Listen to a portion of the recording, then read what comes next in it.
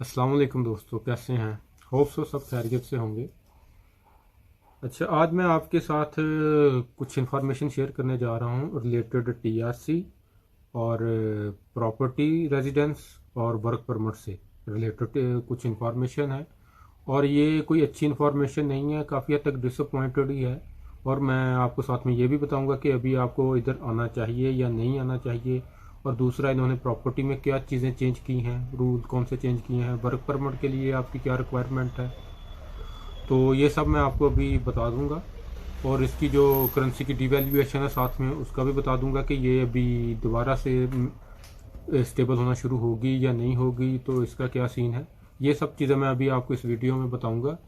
Video भी मैं कोशिश करूंगा कि ज़्यादा लंबी ना हो और आपका भी फ़ायदा हो जाए, क्योंकि मुझे ये पता है कि अगर मेरी वजह से किसी एक बंदे का भी फ़ायदा होता है तो वो मेरे लिए एक काफ़ी बड़ी नेकी है, मेरे काम आएगी। अच्छा, मैं अभी आपको सबसे पहले तो शुरू करता हूँ टीआरसी से। Tourist residence permit 100% rejected. कोई कहता है ना कि हम बहुत ही सॉलिड रीज़न दे के, स्टेटमेंट दे के, ये दे के, वो दे के, 100% रिजेक्टेड है। जैसा मर्जी प्लान बना लें कि मैंने 3 महीने में कापाडोकिया ये वो 20 घंटे दे दें, इस तरह की काफ़ी मैंने वीडियोस भी देखी और उसको सुना भी। कुछ भी टूरिस्टिक रेजिडेंस, बेशक वो 6 महीने का बनाए, 1 साल का, 2 साल का, कोई भी नहीं बनेगा। बिल्कुल क्लियर 100%, ये मैं 100% ऑथेंटिक बता रहा हूँ। बेशक आप पाकिस्तान में बैठे, मैं आपको इनका नंबर भी दे दूंगा, इंडिया में बैठे हैं, बांग्लादेश में, कोई भी जो मीन्स के उर्दू हिंदी स्पीकिंग जो ये समझ सकता है उस नंबर पे कॉल करे, क्योंकि वो इंटरनेशनल नंबर होगा इमिग्रेशन का, इनका जनरल माइग्रेशन का। तो माइग्रेंट्स का उस पर आप कॉल कर लें, वो भी आपको बता देंगे बिल्कुल क्लियर वे में जैसे मैं बता रहा हूँ, क्योंकि मैंने भी उनसे भी थोड़ा वेरीफाई किया। अब आ जाते हैं प्रॉपर्टी रेजिडेंस पे। प्रॉपर्टी रेजिडेंस 5 मई को इन्होंने रूल चेंज किया है। पहले था कि आप प्रॉपर्टी होनी चाहिए, आपका टीआरसी बन जाएगा, प्रॉपर्टी रेजिडेंस बन जाएगा, मगर नहीं। अब आपकी छोटे शहरों में $50,000 की मिनिमम वैल्यू, वो ये मिनिमम वैल्यू है। इट मीन्स कि आपको 55,000 लेके आएंगे तो तब उसकी टैक्स वगैरह सब कुछ पे करके तो आपकी बनेगी प्रॉपर्टी रेजिडेंस परमिट। तो टीआरसी वो बी क्लास की हो जाएगी। तो अगर बड़ा शहर है तो वहाँ पे 75,000, लाइक इस्तांबुल है, अंतालिया है, बुरसा है, कपाडोकिया है, इस तरह के जितने भी बड़े शहर हैं, वो 21 बड़े सिटी हैं, वहाँ पे क्या है कि 75,000 की आपकी मिनिमम प्रॉपर्टी होनी चाहिए। तो अब ये देख लें कि 75,000 इट मीन्स कि आप 80,000 लेके आएंगे तो आपको यहाँ पे रेजिडेंस परमिट मिलेगा। 2 साल का भी, 3 साल का भी आप अप्लाई कर सकते हैं। उसमें अब आपको ये फैसिलिटेशन है कि आप 3 साल तक अप्लाई कर सकते हैं।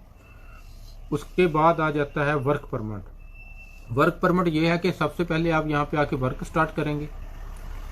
6 महीने आप उस पर अपनी स्टेटमेंट मेंटेन करेंगे, ट्रांजैक्शन मेंटेन करेंगे, आप उस पर टैक्स देंगे जो लाजमी है। देने के बाद आप अप्लाई करेंगे वर्क। तो सवाल ये पैदा होता है कि पहले 6 महीने आप क्या करेंगे। इट मीन्स के वर्क परमिट को आप वैसे ही भूल जाए। तो फर्ज करें आपके पास टीआरसी है, आप वर्क परमिट 6 महीने के बाद अप्लाई कर देते हैं, तो सब कुछ आप मेंटेन करके तो 1 साल तो वो चल जाएगा। 1 साल नहीं, 9 महीने चल जाएगा। 9 महीने के बाद आप दोबारा रिन्यू के लिए जाएंगे तो वो कहेंगे कि आपने 5 तुर्किश लोग हायर किए हैं कि नहीं, नहीं हायर किए हुए, आपका रिजेक्ट हो जाएगा। जब रिजेक्ट होगा तो आपके लिए वही होगा ना कि आगे कुआं और पीछे खाई है, आप किधर को जाएंगे, मीन्स के आप फिनिश। तो ना तो आपका वर्क परमिट, ना आपकी प्रॉपर्टी रेजिडेंस। प्रॉपर्टी रेजिडेंस अगर बनेगी तो वो 75,000 इतना इन्वेस्ट करना, तो वो एक, मैं उसको बिल्कुल फजूल समझता हूँ। और ना ही टीआरसी। तो तुर्की रह किस चीज़ के लिए, क्या सिर्फ और सिर्फ टूरिस्ट वीज़ा लें, यहाँ पे 2-4 दिन आए। उससे अच्छा है जितनी चीज़ें आप उसके लिए लगाएंगे, स्टेटमेंट लगाओ, ये है वो है फलां, ये सब चीज़ें लगाने से अच्छा है, मैं आपको कहूँगा कि आप माल्टा का, यूनान का, पुर्तगाल का, इन कंट्रीज़ का भी आप विज़िट कर सकते हैं। इनका भी सेम वही चीज़ें हैं। बस ये है कि तुर्की ने थोड़ा आसान किया हुआ है कि अनातोलिया ट्रैवल सर्विस है, कुछ इस तरह से सर्विसेज वगैरह दी हुई हैं, इन्होंने नहीं दी। मगर और लोगों को इनकी अवेयरनेस भी नहीं है। जितनी स्टेटमेंट इनके लिए आप लगाएंगे, जो चीज़ें इनके लिए लगेंगी, सेम एज इट इज वही लगेंगी, और आप में भी कि यूरोप में इंटर कर जाएं टूरिस्ट वीज़े पे, वहाँ जाके आप अपना सालम लें और काम करें। मीन्स के फाइल ओपन करवाएं, केस ओपन करके। तो इलीगल काम होगा, क्योंकि वैसे तो वो 40 पाउंड और इस तरह से 50 यूरो देते हैं अगर आप अपना केस ओपन करवा के उनके कैंप में चले जाएंगे। तो बाहर ही रहते हैं तो इलीगल काम करते हैं, तो वो एक अलग चीज़ है। मगर यह है कि फिर वो आपको डिपोर्ट नहीं करने लगे, तो ये चीज़ हो गई। तो फिलहाल मैंने आपको यही कहना था कि अभी तुर्की आने का कोई फ़ायदा नहीं है। हम बैठे हुए हैं इधर, हमें एक एक चीज़ का पता चल रहा है, और इसमें से वर्क परमिट का तो मेरा खुद का भी एक्सपीरियंस हुआ है, इसीलिए मैंने कहा कि आप लोगों के साथ भी शेयर करूं कि ये चीज़ें उसके लिए रिक्वायरमेंट है। अब आप 5 तुर्कश हायर करेंगे, उनको 4250 सैलरी देंगे, उसमें से वो टैक्स भी कटिंग होगा। हर महीने उनकी इंश्योरेंस भी 1480 एक बंदे की इंश्योरेंस है, वो भी करवाएंगे। उसके बाद आपका वर्क परमिट रिन्यू होगा 2 साल के लिए। तो उस 2 साल के वर्क परमिट में उसमें अपनी भी आप 1480 हर महीने की जमा करवाएंगे। तो 2 साल बाद अगर ये प्रॉपर आप देंगे तो नेक्स्ट आपका 3 साल का तब वर्क परमिट आपका रिन्यू होगा, अदरवाइज वो नहीं होगा। मीन्स के इतना ज़्यादा लगाने के बाद, इतनी अगर इन्वेस्टमेंट आपके पास आपके अपने कंट्री में आप कर सकते हैं तो बेटर है। और अभी आप ये भी सोच रहे होंगे कि ये भाई खुद वहाँ पे और हमें ये ऐसे क्यों कह रहे हैं।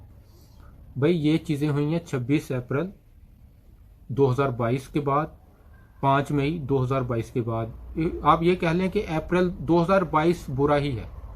2022 बेसिकली 3 मार्च 2022 के बाद को आप बुरा ही कंसीडर करें तुर्की के लिए आने के लिए, तो कोई अच्छा नहीं है। 5 अप्रैल के बाद तो बिल्कुल ही, सॉरी 26 अप्रैल के बाद, और 5 मई के बाद ये 75,000 का लोचा डाल के इन्होंने प्रॉपर्टी वाला भी बिल्कुल ही बेड़ा गर्क कर दिया। तो इसलिए कोशिश करें अभी 3 मंथ स्टे करें उधर ही जिधर आप हैं।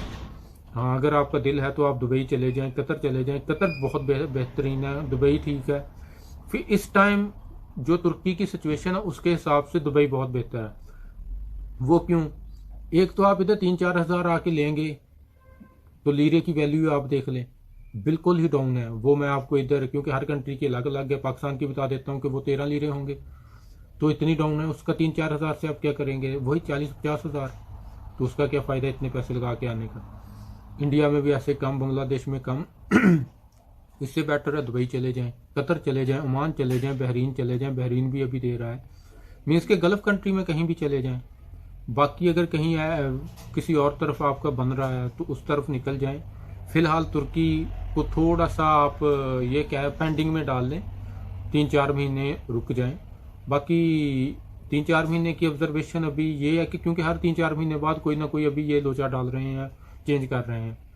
तो वैसे जो हमारी ऑब्जर्वेशन है वो ये है कि 2023 के बाद ही, मीन्स के जून 2023 के बाद में भी कि ये थोड़ा फिर दोबारा से इजी करें, क्योंकि फ़िलहाल ये सारी तैयारियां इलेक्शन की और 2023 का जो मुआहिदा लौज़ान है उसी की हो रही हैं कि उस वक्त तक हम ज़रा तुर्की को बिल्कुल साफ शफाफ और थोड़े अच्छे हाई क्लास के लोगों से ही कोई इधर रखें। बाकी जो भी है, क्योंकि अभी डिपोर्ट भी ये बहुत ज़्यादा कर रहे हैं।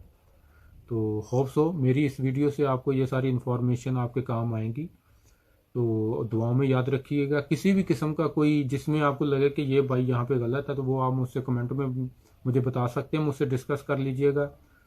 तो मैं आपको वो बता दूंगा कि वहाँ पे मैं गलत हूँ या आपकी इन्फॉर्मेशन में थोड़ी बहुत कमी थी, तो वो हम वहाँ पे डिस्कस कर लेंगे।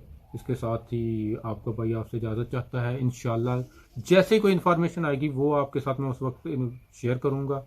ओके, अल्लाह हाफिज़, अल्लाह निगहबान, अल्लाह आपका हामी व नस्र। बाय।